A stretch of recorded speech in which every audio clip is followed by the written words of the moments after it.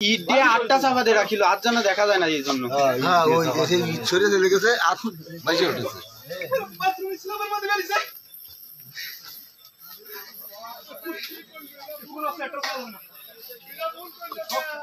সাগর রেডে টানলে এইটা সবাই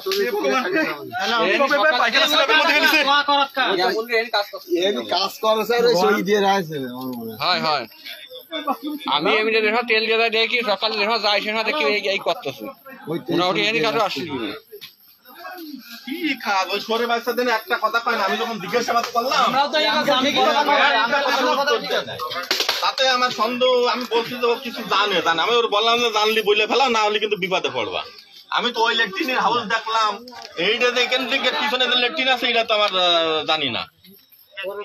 আমার মনে হয় এই মহিলার সাথে কোন ঘটছে, ঘরে আমার মা অথবা কারেন্টে মারা গেছে।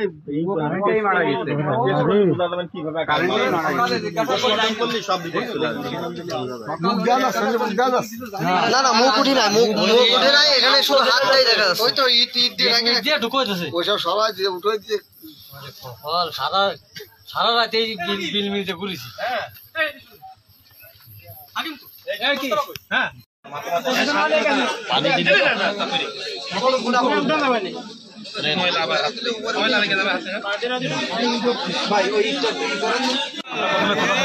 পাইনি, বাসা খুঁজেছি, বাড়ির ভিতর খুঁজেছি, পাইনি।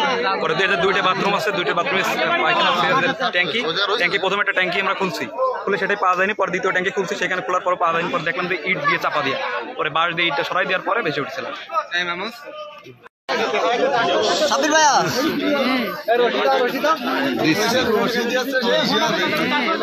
রশি দিলি খুলে পড়ে যাবে না, তোমার যে মাজার বাইরে ধরে আছে না,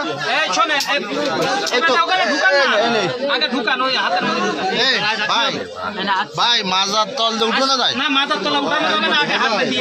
তাহলে আরো বগলের দিকে আগে দেন। ঠিক আছে ঠিক আছে।